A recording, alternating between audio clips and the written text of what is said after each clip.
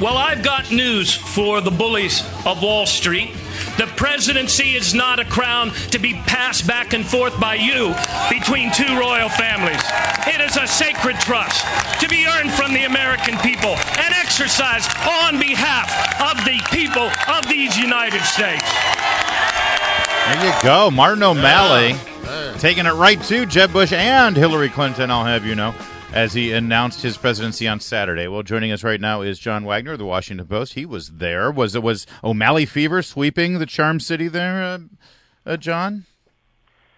Well, I guess that remains to be seen. I mean, he certainly had an energetic crowd at the announcement site and then jetted off to Iowa later on Saturday and to New Hampshire on Sunday, the first two nominating states, where he was received by fairly enthusiastic crowds, though not necessarily the size that some of the other candidates, namely Bernie Sanders, has been getting as of late. It's interesting because a lot of people looked at the O'Malley candidacy as really just a run for vice president. He just wants to be in there as a legitimate contender, so maybe he'll get the second spot as the running mate with Hillary Clinton. But if he's going to make any inroads, he actually has to do what he did there in that soundbite, which is kind of go after Hillary Clinton. This is a tough balancing act for him, isn't it? Yeah, it's a really hard thing to run for vice president, truthfully, because you just don't know what the eventual nominee will need in a running mate by the time they make that selection. And for someone like O'Malley, who's not very well known, you need to draw distinctions. You have to give voters some reason to go with someone they don't know as well, instead of someone they've known for quite some time and who is universally known. Do you feel that there is a desire among Democrats for some other alternative? I mean, one hears that he shows up in Iowa and the crowds were pretty big. I think if you talk to the activists, particularly in Iowa, there is a yearning to at least have other candidates to examine. Some of them may wind up going back to where they started with Hillary Clinton, but there's a long tradition in the early nominating states of kicking the tires on as many candidates as will come out there, and they're almost always welcome. And so, what are the real chances here, given the fact that you're running up against a candidate in Hillary Clinton who's going to be extremely well funded? That's right. Probably many times over what O'Malley will be able to raise. Though, again, if you talk to the activists in the early states in Iowa and New Hampshire, a candidate can make it through those states without raising tons of money. A lot of the appeal is on the ground, particularly in Iowa, a caucus state, where it's often neighbors convincing neighbors who to side with. So the challenge for O'Malley is to really make a splash in Iowa, surprise people, come in a strong second, or even win. And they're thinking in his camp is if that happens, money will start to flow. It's an interesting thing that Hillary Clinton is running really on her resume, on the jobs that she has held.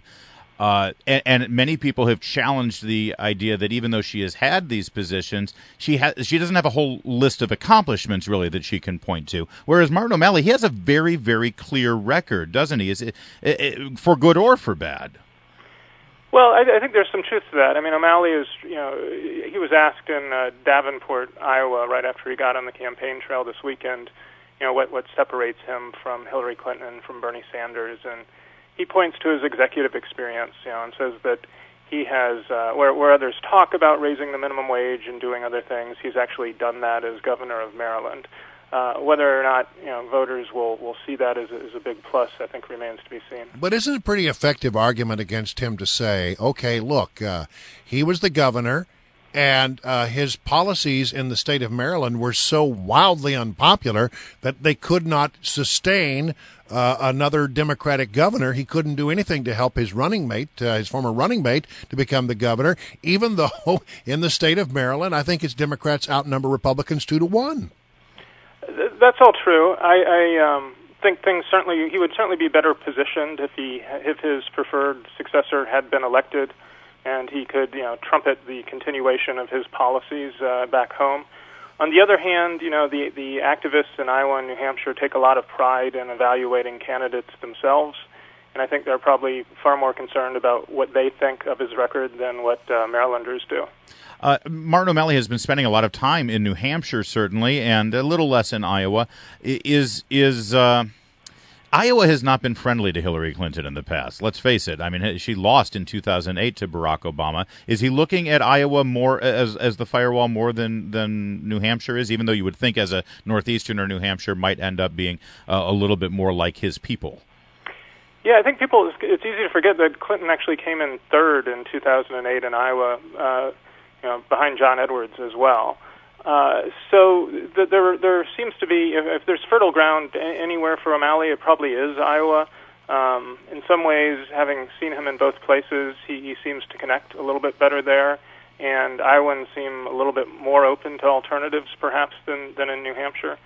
So, yeah, I think we're going to see him spending an awful lot of time out there. You know, we also saw him, the teaser ad that his campaign put out on YouTube was him playing the electric guitar. This was the day before his announcement. There have been way too many, for my liking, pictures of him with his shirt off, exercising, running about. This is a not too subtle way to point out the fact that he is not, like his opponent, approaching 70 years old. Is that a good idea?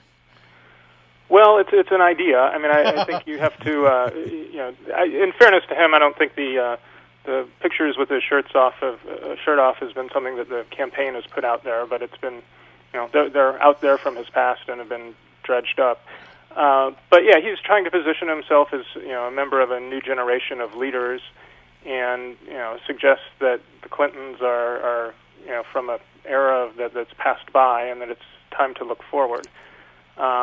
So, yeah, I mean, you've got to play the hand you have, and I think that's what he's doing. His kickoff in Baltimore did not go particularly smoothly. There were protesters there who, pointed out that, that they believe that he is responsible for some of the problems we now see in Baltimore. And then I understand there was a technical glitch where a big video was supposed to play out, but there wasn't any video or there wasn't any sound, so it sort of didn't go all very, very smoothly there. Does his association as the former mayor of Baltimore, will that come into play here, do you think? Oh, I think so. I mean, people will evaluate candidates on their records generally.